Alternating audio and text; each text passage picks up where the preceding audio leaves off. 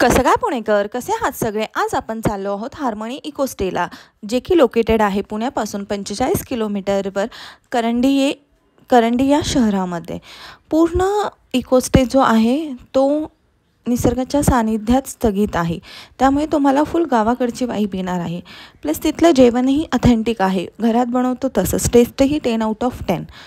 Plus cost म्हणताल तर पर person 1800 रुपये असे तिथे लागतात. कनेक्टिव्हिटीचं तुम्ही टेन्शनच घेऊ नका, का तर वायफाय 24/7 अवेलेबिलिटी आहे. प्लस पेट फ्रेंडली पण आहे, किड्स एरिया पण आहे. जर किड्सला घेऊन गेला तर काही टेन्शन नाही, तुम्ही निवांत टाईम स्पेंड करू शकता आणि किड्सही किड्स झोनमध्ये व्यवस्थित आरामात खेळू शकतात. आम्ही गेलेलो इव्हिनिंगच्या टायमिंगला, सो हायटीपासून आमची सुरुवात झालेली. हायटी घेतला, मग नंतरनं थोडंसं म्हटलं इको स्टे एक्सप्लोर करूया. हा फाउंटन तर मला एवढा आवडलेला, मी काय सांगू, की एवढे फोटो एवढे व्हिडिओ काढलेत, मी सांगू शकत नाही. ओव्हरऑल प्लेस ही अस्थेटिक आहे आणि रूमही खूप सुंदर आहेत तिथल्या. जर तुम्हाला 4 लोकांसाठी हवं असेल, 2 लोकांसाठी हवं असेल किंवा सिंगल स्टेसाठी जरी हवं असेल तरी तुम्हाला ते अवेलेबल करून देतील. प्लस जर तुम्हाला प्री वेडिंग करायचं असेल किंवा साखरपुडा, बर्थडे पार्टी अशा काहीही इव्हेंट तुम्हाला करायचे असेल तर परफेक्ट प्लेस आहे. रूम टूवर तुम्हाला मी देत आहे. 4 आम्ही गेलेलो, त्यामुळे हा रूम आम्ही घेतलेला. व्यवस्थित क्लीनलीनेस वगैरे परफेक्ट आहे. गॅलरी अटॅच आहे रूमला आणि प्लस वॉशरूम वगैरेही खूप सुंदर असे क्लीन आहे. फक्त निसर्गाच्या सानिध्यात बांधलेलं नाही आहे, तर plus adventurous activity, indoor outdoor गेम्सही तुम्हाला तिथे खेळायला मिळणार आहेत. प्लस विविध प्रकारचे पक्ष्यांचे आवाज, प्लस तिथलं निसर्गरम्य वातावरण. तुम्ही 2 दिवस कसे घालवताल तुम्हाला कळणारही नाही.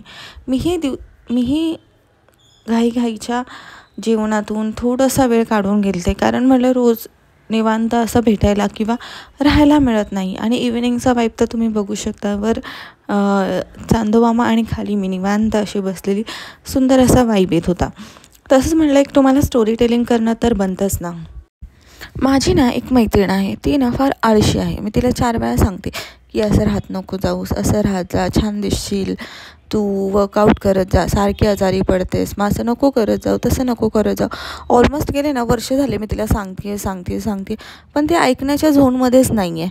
मग त्याच्यानंतर मी माझ्या आईला एकदा सांगत होते, बघ ना गं मम्मी, मी तिला किती वेळा सांगते, ती ऐकतच नाही आहे, ती किती वेळा आजारी पडते. मग मला परत वाईट वाटतं. ती सारखी दवाखान्यात जाते, पैसे जातात, प्लस करिअरवर पण जास्त लक्ष देता येत नाही. असं सारखं आजारी पडलो, हेल्थ नीट नसेल तर डोक्यात निगेटिव्हिटी राहते.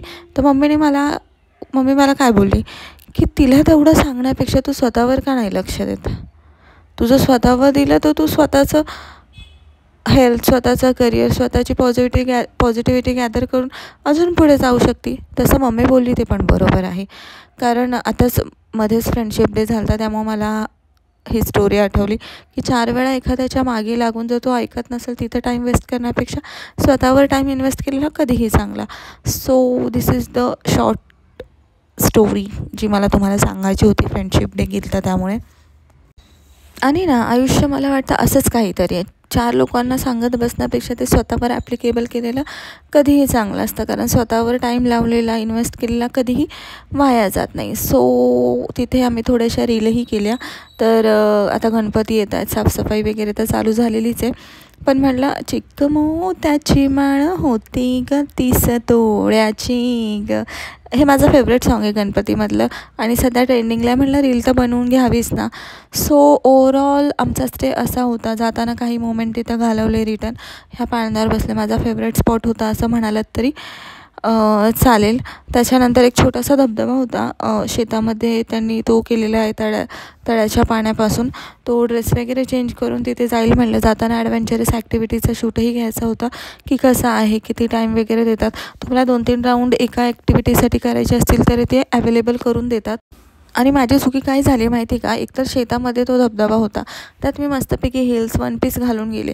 जाताना एवढं ऊन लागलं. दुपारच्या 2 वाजता मी कडक उन्हात निघालेले, जे की मी खरं तर 4-5 वाजता जायचं होतं. तुम्ही गेलात तर तुम्ही प्लीज लक्षात ठेवा, दुपारच्या उन्हात नका जाऊ, एक 4-5 वाजता जा, कारण पूर्ण शेतातून जाणारा रोड आहे, विहीर आहे, ओढा आहे.